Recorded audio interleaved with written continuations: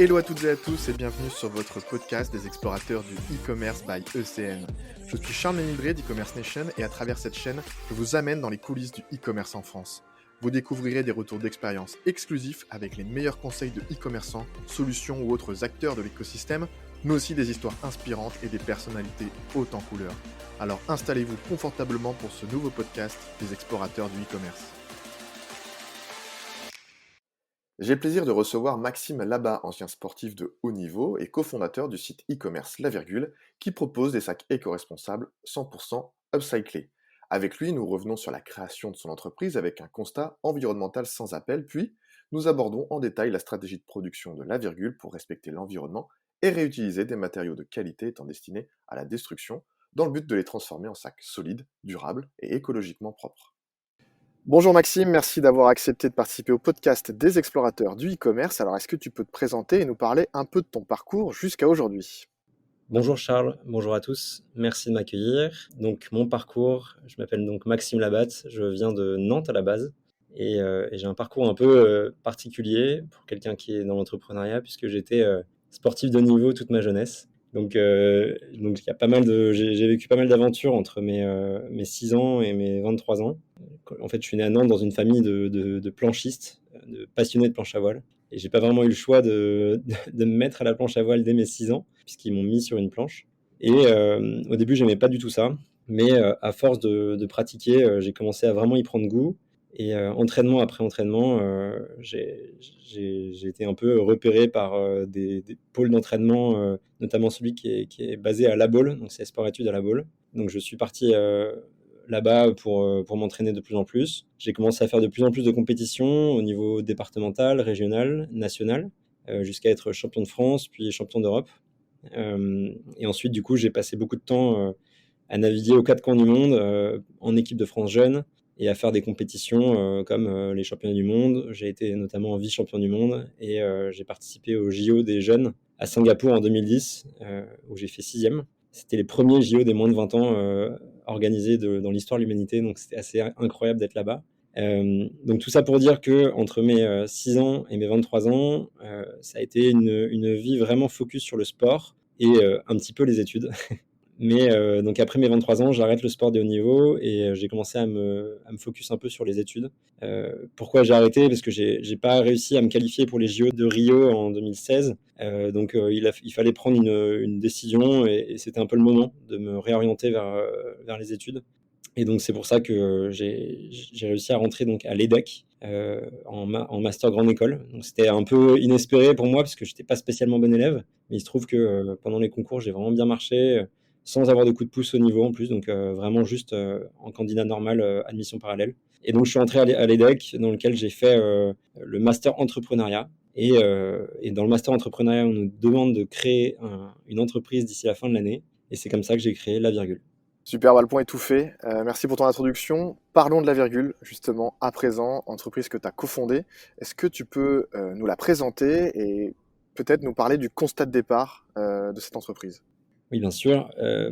Donc, quand on pratique des sports outdoor, on a vraiment cette connexion qui est assez incroyable avec la nature. En fait, souvent, les gens pratiquent ces sports parce qu'ils veulent pratiquer un sport et se dépenser, mais c'est surtout pour passer du temps dehors et profiter de leur environnement.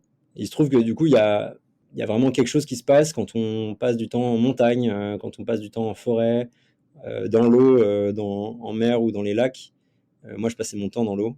Et du coup, c'est assez spécial de pratiquer ce genre de sport. Mais en même temps, il y a un énorme paradoxe parce que les équipements en fait, qu'on va utiliser ne sont pas du tout écologiques. Donc, il y a vraiment une notion paradoxale entre la volonté qu'on a tous en tant que sportifs outdoor de protéger notre environnement parce qu'on est les premiers à être confrontés à la pollution environnementale et le fait que les équipements qu'on utilise en fait sont pas du tout écologiques puisqu'ils ne sont pas du tout recyclés. Et donc, mon expérience personnelle, c'est que moi, quand j'allais naviguer aux 4 coins du monde, ça m'arrivait de naviguer dans des coins où c'était rempli de plastique et je devais carrément m'arrêter en pleine compétition pour retirer les sacs plastiques de mon aileron. Donc, quand tu as 15-16 ans, ça te marque très fort.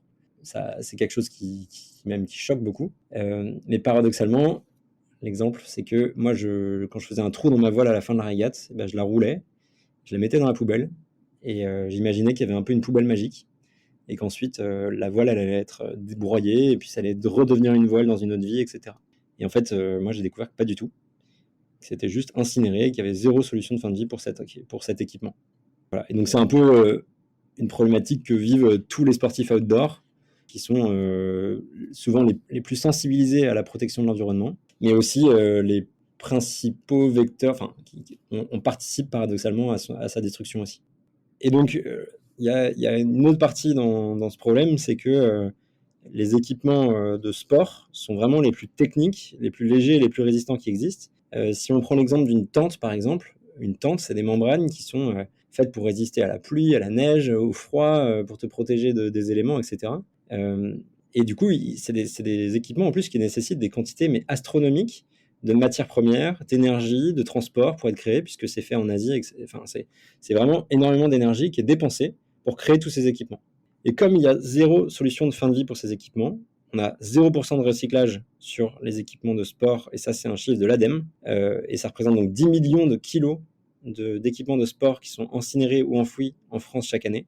Donc le résultat, c'est qu'on a nos décharges en Europe qui sont remplies de matières techniques incroyables en bas de chez nous, et pourtant on continue à produire à l'autre bout du monde des millions de produits dans des conditions qui sont forcément hyper opaques et à partir de ressources non renouvelables.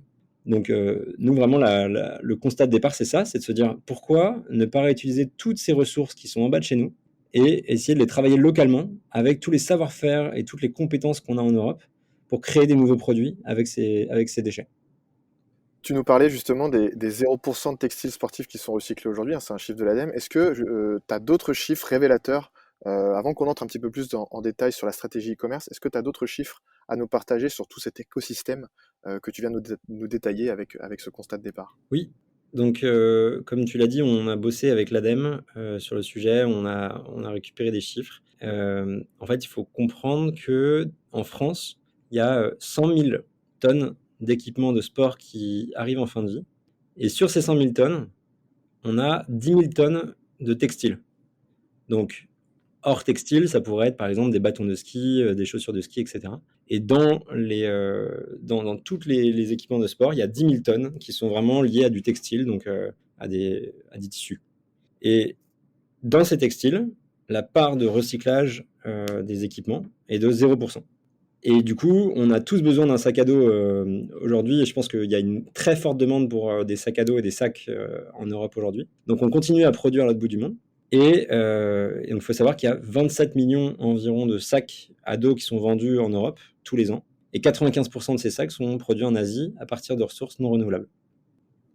Ouais, donc des chiffres quand même très marquants. Je te remercie pour cette introduction. On va passer vraiment maintenant à la partie de la virgule, hein. Vos sacs à dos 100% upcycling. Pour répondre justement à cette problématique environnementale, vous avez donc créé des produits 100% upcyclés. Peux-tu nous présenter ces produits et leurs caractéristiques, s'il te plaît? On peut parler là écologique, bien sûr, mais aussi technique. Il y a tous ces volets que tu vas nous détailler. Oui, bien sûr. Donc en fait, nous, notre vision, c'est de se dire comment est-ce qu'on fait pour réutiliser toutes ces matières magnifiques localement et leur donner une seconde vie. Et il se trouve que les sacs à dos se prêtent parfaitement à cet exercice, puisque c'est des formes c'est des designs qui peuvent accueillir des matières différentes, des formes différentes, etc. Et donc le sac à dos ou le sac, pour l'upcycling, c'est parfait. Et donc nous, ce qu'on fait, c'est on a donc designé et développé, ça nous a pris beaucoup de temps, une gamme de sacs à dos et d'accessoires qui sont censés accompagner nos clients dans chacune de leurs aventures du quotidien. Donc on a des sacs qui permettent d'aller du trajet quotidien pour aller au boulot jusqu'aux sessions de ski de randonnée, en passant par tout le set de bagagerie de cyclisme pour les aventures plus engagées. La particularité de notre concept, c'est qu'on n'utilise que des matières techniques issues du monde du sport ou de l'outdoor. Et parfois, on va utiliser des matières qui sont tout simplement techniques, mais sans rapport avec le sport ou l'outdoor, juste pour compléter les sacs. Comme j'ai dit tout à l'heure, les équipements de sport, c'est les plus qualitatifs qui existent en termes de... Enfin, c'est vraiment des matières incroyables. Ça peut résister à la traction, à l'abrasion, etc. Et c'est des matériaux qui sont intrinsèquement hyper qualitatifs. Et donc, en réutilisant ces matières pour une seconde vie sur nos sacs, on s'assure d'avoir des produits qui sont incroyables en termes de qualité. Et donc, si je rentre dans le détail de la gamme, on a, donc pour commencer, du plus petit au plus grand. On va avoir d'abord des housses ordinateurs qui sont faites à partir de mousse de ski de chaussures de Salomon. Donc ça, c'est un premier produit. C'est une housse qui est hyper épurée, qui passe dans énormément de milieux. Elle peut très bien être super chic comme super sport en fonction de la façon dont on la porte. Ensuite, on a des bananes. Donc des bananes qui sont faites à partir de 3 matières. On a une banane faite à partir de tente scout, une banane faite à partir de canaux de survie qu'on peut retrouver sur les ferries aujourd'hui. Et donc il y a une grosse problématique sur les canaux de survie puisque c'est des équipements qui partent à la poubelle en masse parce que dès qu'il y a un problème sur ces canaux, il faut les changer. Donc nous, on les collecte, on les lave et on les retransforme sous forme de bananes. Et enfin, on a une banane faite à partir d'ailes de kitesurf. Donc ça, c'est des petites bananes qui sont parfaites pour la vie de tous les jours et qui sont soit hyper légères, soit hyper résistantes à l'eau, soit hyper compressibles. Donc elles ont vraiment des qualités techniques aussi. Ensuite, on arrive sur les sacs à dos. Et donc notre sac, on a une gamme urbaine en fait. On appelle les gravelots et petits gravelots. Donc c'est des petits sacs urbains qui sont fabriqués à partir de toiles de zodiac, de ceintures de sécurité pour les bretelles, de vestes de rugby pour le dos. Toutes les poches internes, elles sont faites avec des ailes de kitesurf. Et le système de fermeture, ce sont des cordes d'escalade. Et donc le petit gravelot peut accueillir un ordi jusqu'à 13 pouces, quand le grand gravelot, lui, peut accueillir un ordi de 15 pouces. Ensuite, on a développé une sacoche de vélo qui s'appelle Vélotaf. Donc elle s'appelle la Stern, qui te permet d'aller au boulot, de passer, faire un plan de course au marché sur la route et de déclipser ta sacoche en une demi-seconde et de rentrer au bureau avec style, sacoche sur l'épaule. Elle a un design tellement épuré qu'elle passe partout elle aussi. Et surtout, elle est hyper résistante parce qu'elle est faite elle aussi de toiles de zodiac notamment. Ensuite, on a un sac de voyage qui a un volume de 35 litres et c'est vraiment un sac de week-end parfait pour partir quelques jours puisqu'il a un format cabine qui lui permet de rentrer à la fois dans le train, dans l'avion, etc. Et il est fabriqué à partir de toiles de zodiac, toiles de tente, ceinture de sécurité pour les bretelles toujours, de tapis d'escalade pour le dos. Et il a un gros avantage, c'est que il a une contenance qui est idéale. Il a un design qui est épuré et surtout, il a une poche ordi qui est mise dans le dos et qui te permet de rentrer ton ordi de 13 pouces dans le dos quand tu pars en week-end. Donc ça évite que ça soit mélangé avec le reste de tes affaires. Ça, c'est le duffel bag, c'est notre best-seller parce qu'on en vend des milliers tous les ans et on a eu très très peu de retour qualité parce que c'est du costaud costaud. Et enfin, on arrive sur son grand frère qui est le duffel bag de 50 litres. C'est la même chose mais pour la semaine. Et le sac de ski de randonnée, donc ça c'est un peu notre challenge le plus extrême qu'on ait fait. C'est un sac qu'on a lancé avec Zag, qui est une marque de ski de randonnée de Chamonix. Il est fabriqué en Europe, donc c'est super rare pour des sacs aussi techniques, même c'est quasiment unique. Et surtout, c'est un sac upcyclé, encore une fois, à partir de canaux de survie, d'ailes de kitesurf, de cordes d'escalade et de tapis de trek. Donc ce sac, pourquoi c'était un énorme challenge? Parce que fabriquer un sac de ski de randonnée, c'est la chose la plus difficile qui puisse exister dans le milieu des sacs à dos, puisque c'est censé résister aux avalanches, c'est censé être super léger, c'est censé être hyper technique aussi, accueillir tous les équipements dont on a besoin. Donc c'est un sac qui nous a demandé beaucoup d'énergie, mais qui est extrêmement qualitatif aussi.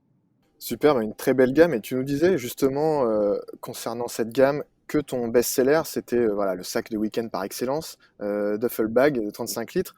Et ma prochaine question, elle est en ce sens, tu en vends des milliers par an. Comment ça se passe niveau approvisionnement? Parce que pour toujours proposer ces produits, des nouveaux produits, il faut du textile, toujours plus de textile que vous récupérez. Comment ça marche au niveau de votre réseau? C'est une très bonne question. D'ailleurs, c'est souvent la question sur laquelle on pense qu'on va être un peu en difficulté. Il se trouve que c'est aujourd'hui une de nos principales forces, c'est qu'on a réussi à développer un vrai réseau de partenariats avec des marques dans le milieu du sport qui ont des problématiques sur leurs équipements et qui, du coup, vont nous donner leurs déchets. Notre business model, c'est vraiment qu'on collecte auprès de ces marques, on déconstruit les équipements, on les lave et on les recoue sous forme de sacs. Et du coup, au début, on a commencé avec Decathlon. On a commencé à collecter les kayaks gonflables de Decathlon. Donc, moi, j'étais encore étudiant, je sortais de cours, et on recevait des kayaks gonflables à l'appartement, à Lille, et on allait les découdre, on allait les laver, et on allait les recoudre sous forme de sac. Donc, ça a commencé comme ça. Et donc, c'est une belle aventure qu'on a commencé avec Decathlon, mais au fur et à mesure, on a étendu notre réseau de partenaires à plein d'autres partenaires, que ce soit donc Salomon, F1 pour tout ce qui est kite, All Purpose, c'est sur les voiles de bateau. On a Petzl qui nous accompagne pour toutes les cordes d'escalade. Et on est en train de négocier des très beaux contrats là, avec des marques américaines et européennes que vous connaissez forcément tous dans le milieu du sport et de l'outdoor. Mais bon, on ne peut pas trop en parler aujourd'hui, mais c'est bientôt à venir. Et donc, on a vraiment cette force d'apporter une solution à toutes ces marques qui savent vraiment plus quoi faire pour traiter leurs déchets. C'est une problématique à laquelle fait face, je pense, la grande majorité des marques dans le textile et dans l'outdoor. C'est qu'on a cette envie de faire mieux, mais comme c'est impossible de recycler ces équipements de sport, ben on est contraint de les détruire. Donc nous, au final, on apporte une solution à tout le monde, puisqu'on trouve une solution pour éviter de détruire toutes ces matières. Ouais, vous êtes vraiment la solution de toutes ces grandes marques. De l'autre côté, on voit quand même ces derniers temps, ces dernières années, ces derniers mois, de plus en plus de produits éco-responsables et upcyclés sur le marché. Pas forcément des sacs à dos, hein, mais des produits en général. Euh, Quelle est votre proposition de valeur pour vous différencier? Parce que peut-être que aujourd'hui une marque ne fait pas des sacs à dos, mais fait déjà de l'upcyclé. Il va venir sur les sacs à dos. Voilà. Comment est-ce que vous vous différenciez? En fait, faut comprendre que sur le marché, il y avait énormément de marques de sacs à dos qui étaient hyper techniques. Donc, il y avait vraiment toutes sortes de sacs avec des poches, des bretelles hyper techniques, etc. Mais pas du tout écologiques. Et il y avait quelques marques écolo, mais pas du tout techniques. Et en fait, nous, la solution qu'on a trouvée, c'est qu'en utilisant des matières qui sont intrinsèquement techniques euh, et qui sont aussi considérées comme des déchets, on arrive à résoudre ce paradoxe de la technicité et de l'écologie. Notre mission, c'est vraiment d'apporter de la valeur en termes de technicité, malgré le processus de production d'upcycling. Et même, on a vraiment cette ambition de se dire aussi qu'on peut dépasser la qualité des sacs conventionnels. C'est vraiment faisable dans la mesure où les équipements qu'on collecte sont financièrement parfois inaccessibles quand on essaie de les acheter neufs. En fait, ces équipements-là sont, si je prends l'exemple d'une ceinture de sécurité de voiture, c'est fait d'une sangle qui est censée résister à une traction monstrueuse. Si j'achetais cette sangle neuve, je devrais payer très très cher pour l'avoir. Il se trouve que nous, comme on les collecte dans les casses, c'est quelque chose qu'on collecte quasiment gratuitement. Ensuite, on a un travail de nettoyage, de préparation de la matière, donc ça a des coûts. Mais globalement, ça nous permet d'accéder à des matières qui sont incroyables en termes de technicité, à des coûts qui sont réduits. Et donc c'est un avantage concurrentiel qu'on pourrait avoir en fait par rapport à d'autres marques, c'est de pouvoir les toucher, des matières qui sont vraiment très très quali. Très bien. Et justement, ma question suivante, elle est peut-être un petit peu bateau, mais qui sont vos clients? Est-ce que tu peux nous en parler? Est-ce que tu peux nous parler également de votre stratégie d'acquisition B2C? Vous faites aussi du B2B ou voilà. Est-ce que tu peux nous parler de tout ça? Oui, bien sûr. Donc d'abord sur le persona, je pense il faut le comprendre. Je pense que notre persona, c'est un homme ou une femme d'une trentaine d'années qui vit en ville et qui a vraiment une vie trépidante toute la semaine. Et, mais qui a quand même cette envie très très forte de s'évader de la jungle urbaine le week-end pour se perdre en nature. Donc je pense qu'avec le Covid, c'est un mouvement qui a été encore amplifié énormément. Cette volonté de se dire, bah, j'ai mon travail, mon taf qui est en ville, j'ai besoin de rester en ville pendant la semaine, mais j'ai quand même aussi cette envie très forte de pouvoir m'évader le week-end. Euh, donc ça, c'est notre persona, et typiquement, ouais, enfin, c'est vraiment un persona qu'on avait développé déjà avant le Covid, mais je pense que le Covid a amplifié encore le phénomène de ce qu'on appelle un peu l'urban outdoor, de cette connexion entre la campagne ou la montagne et la nature et l'environnement urbain. Euh, En ce qui concerne notre stratégie d'acquisition, je pense qu'on a, c'est assez intéressant pour e-commerce nation parce que nous, au final, on a une stratégie qui est très simple. C'est qu'on n'a jamais fait une seule pub payante. On a une acquisition qui est uniquement basée sur le SEO, sur les médias et surtout sur le bouche à oreille. Comme on a un concept qui est vraiment différenciant, qui est un peu hors du commun et qui est vraiment reconnaissable, les gens en fait nous gardent en tête. Et ça, c'est vraiment notre ambition, c'est d'être top of mind. À chaque fois qu'un client va acheter un sac, on a cette volonté d'arriver dans les premiers choix du client parce que c'est un choix qui a du sens pour lui. C'est un produit qui est responsable et qui est fait localement, donc il va aller choisir les sacs la virgule. Bah, je te remercie et je me rappelle, du coup, ça me rappelle quelque chose. La première fois qu'on a échangé, tu m'as dit, bah voilà, notre sac, c'est un sac technique et qu'on a envie que les personnes se passent peut-être de génération en génération. Est-ce que tu peux nous confirmer ça et aussi nous dire peut-être que où est-ce que vous vous positionnez en termes de prix pour des produits vraiment très techniques et très écologiques et très qualitatifs? Vous n'êtes pas non plus à des prix exorbitants.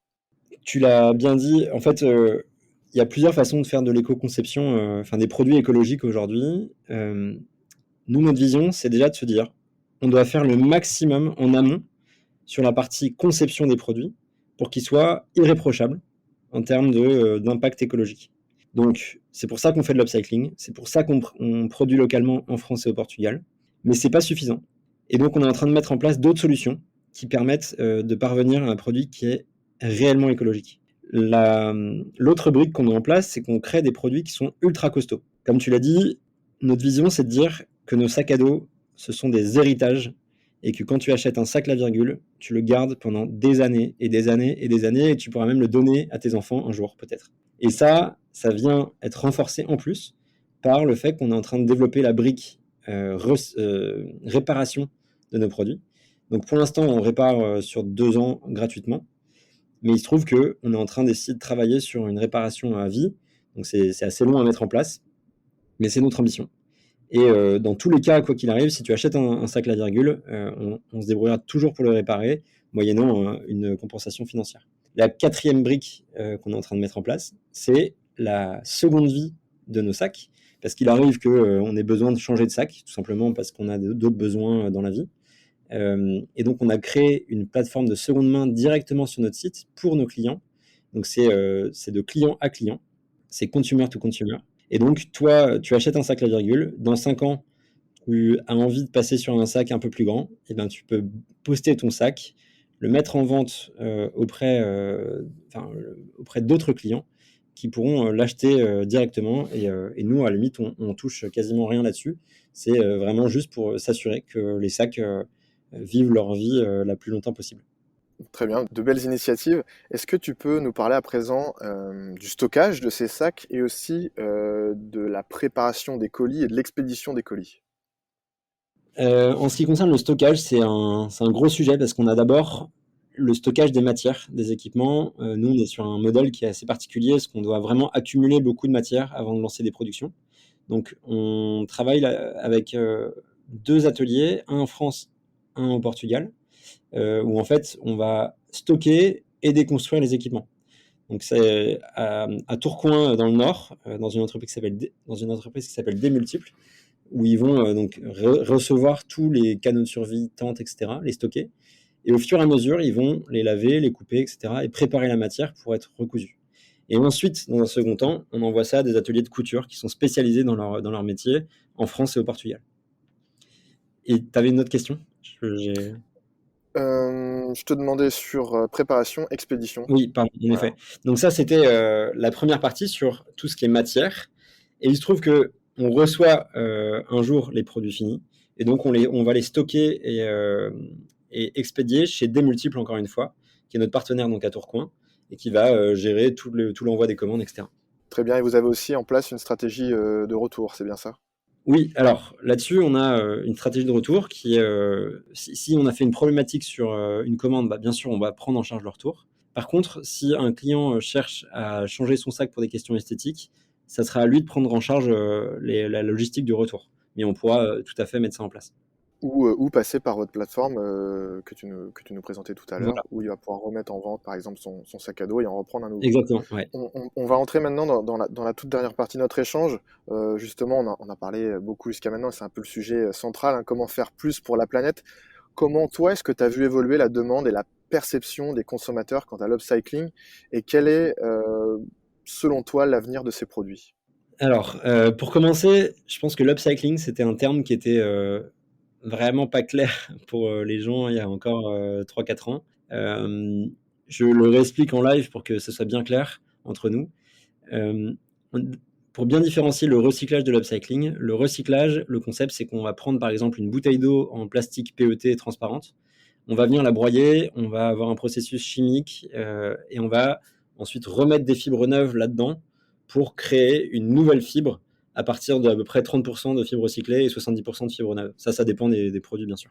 Tout ça pour dire que c'est un processus qui demande beaucoup d'énergie, beaucoup de transport, il demande aussi des fibres neuves ou enfin voilà, qui demande quand même de remettre de la matière dans la machine.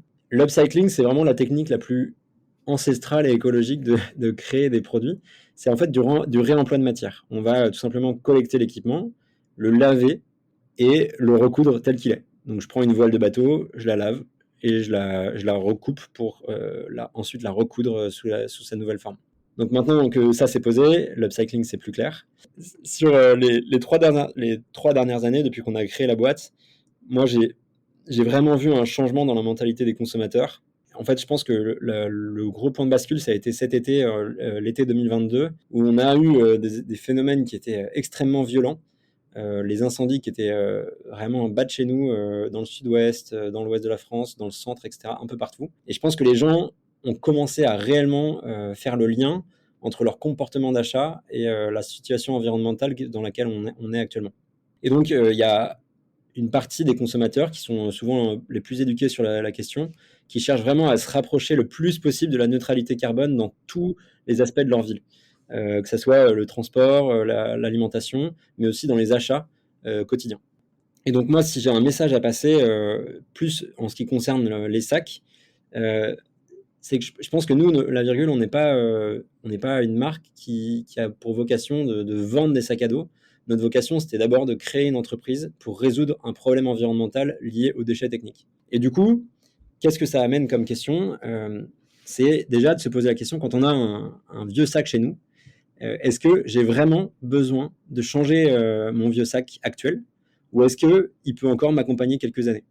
En faisant ça, déjà, je limite l'impact carbone de ce sac. Est-ce que ce sac, s'il est plus tout à fait fonctionnel, est-ce que j'ai essayé de le réparer?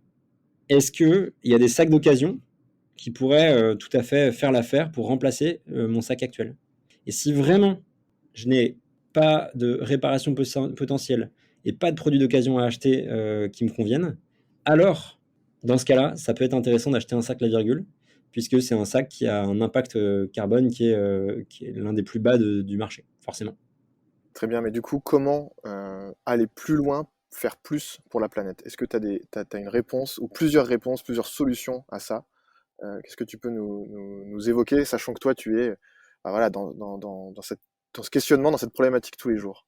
Ouais, je pense que déjà, avant de parler de tout ça, je pense que il faut le dire, personne n'est parfait et là-dessus, moi je pense que j'ai vraiment énormément de travail avant d'atteindre une sorte de perfection environnementale et c'est quasiment impossible à atteindre de toute façon. Donc déjà, faut quand même se déculpabiliser, sur ce sujet. Mais je pense que pour faire plus pour la planète, il suffit en fait de faire moins. Qu'est-ce que j'entends par là? On parle souvent de sobriété et je pense que c'est le bon terme en fait. Je pense qu'on est arrivé dans une époque où parfois on perd un petit peu le sens derrière notre consommation. Et donc faire moins pour moi, c'est aussi ramener du sens dans sa consommation. Quand on parle de faire moins, ça peut être déjà de faire moins de trajets à l'autre bout du monde en avion. En fait, nous, chez La Virgule, on a vraiment cette volonté de promouvoir le voyage à côté de chez nous. On a en Europe des cultures incroyables qui sont accessibles en train. Donc pourquoi aller à l'autre bout du monde systématiquement, c'est pas forcément justifié, sachant qu'il y a encore énormément de choses à découvrir en Europe pour chacun d'entre nous. Et donc notre vision, c'est vraiment que l'aventure est au coin de la rue et que c'est plutôt une question de récit, de comment est-ce qu'on fait pour valoriser le fait de partir, je sais pas, dans le Cantal pendant quelques jours, plutôt que de valoriser le fait de partir en Polynésie pendant une semaine. Et donc, pour nous, partir en vélo avec quelques potes sur la côte bretonne, sous la tente, ça a plus de poids et ça va apporter plus de souvenirs. Ça permettra de créer des liens plus forts avec ses proches que d'aller au Club Med à l'autre bout du monde. C'est vraiment notre vision. Donc ça, c'était pour moins de trajets en avion.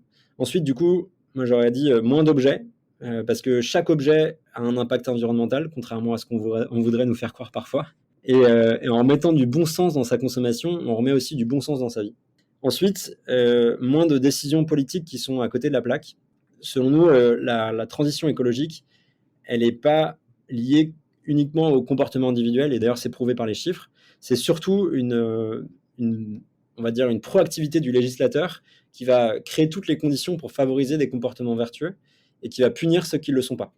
Du coup, nous, on est rentré dans un collectif qui s'appelle En mode climat et qui se bat, par exemple, pour une mesure politique qui est tout simplement de réduire la TVA pour toutes les entreprises qui produisent localement des produits à partir de ressources renouvelables ou recyclées. Et du coup, ça permettrait de valoriser ces entreprises et de les rendre plus compétitives financièrement, puisque ça serait possible d'acheter des produits hyper éco-responsables à des prix qui seraient plus proches de la concurrence qui vient d'Asie, etc. Parce qu'aujourd'hui, il y a une vraie prime au vice pour les entreprises qui ont des comportements environnementaux déviants. Ça coûte quasiment rien de produire un sac à l'autre bout du monde.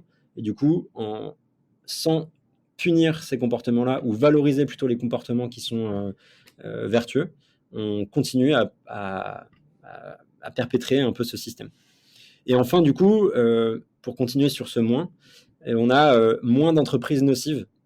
C'est quelque chose qui est ultra important, je pense, que pour nous. C'est qu'en gros, il y a une croyance populaire qui dit que c'est forcément la demande qui influence l'offre. Et nous, sincèrement, on pense que les entreprises ont la responsabilité de prendre les devants et d'aller plus loin que ce que demandent les consommateurs. Donc en gros, c'est pour ça qu'on a créé la virgule. Personne n'aurait pensé à se dire je vais réutiliser des cordes d'escalade et des toiles de zodiaque. Mais on s'est dit, ok, nous, c'est notre responsabilité de trouver des solutions pour équiper les gens de la façon la plus éco-responsable possible.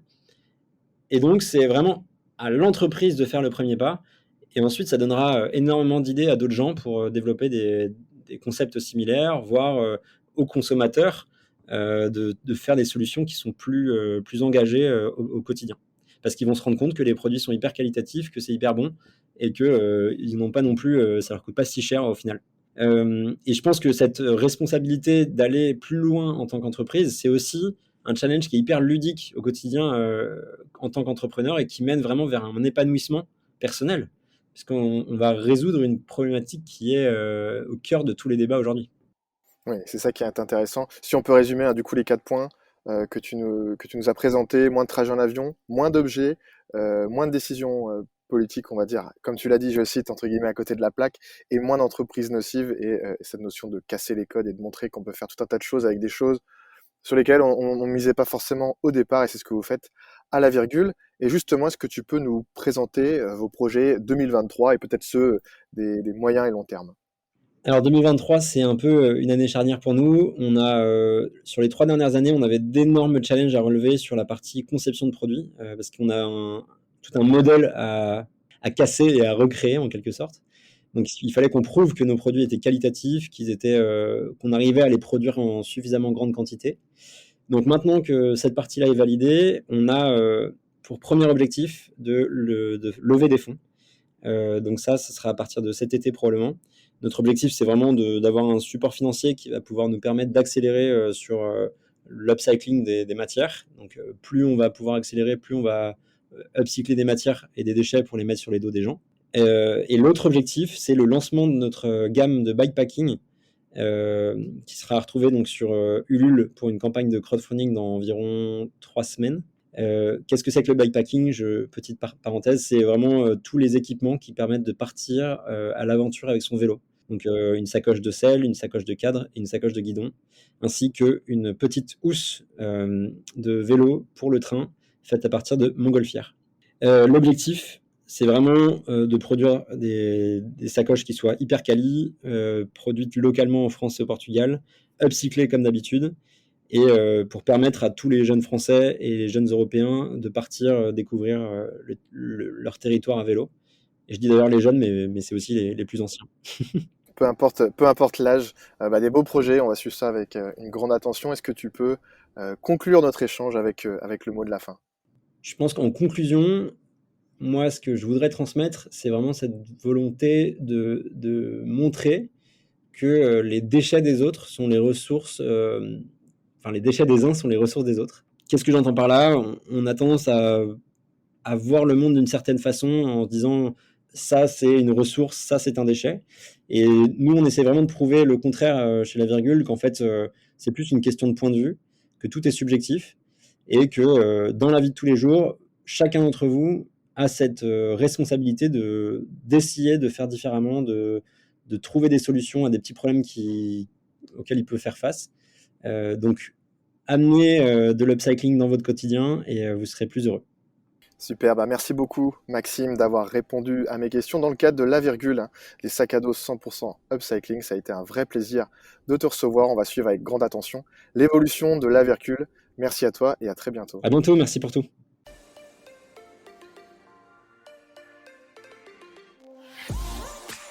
J'espère que ce podcast des explorateurs du e-commerce vous a plu. Si c'est le cas, n'hésitez pas à lui mettre 5 étoiles. Je vous encourage également à vous abonner pour découvrir de nouvelles histoires inspirantes. Et si vous souhaitez nous partager votre expérience, je vous invite directement à me contacter. On se retrouve très bientôt pour un nouvel épisode. En attendant, rendez-vous sur e-commerce nation pour profiter de l'ensemble de nos ressources, articles, infographies, e-books, webinaires, émissions web et bien plus encore. Rejoignez également notre newsletter, nos réseaux sociaux ou encore notre chaîne YouTube pour ne rien manquer des actualités de l'écosystème. Bonne exploration du e-commerce à toutes et à tous.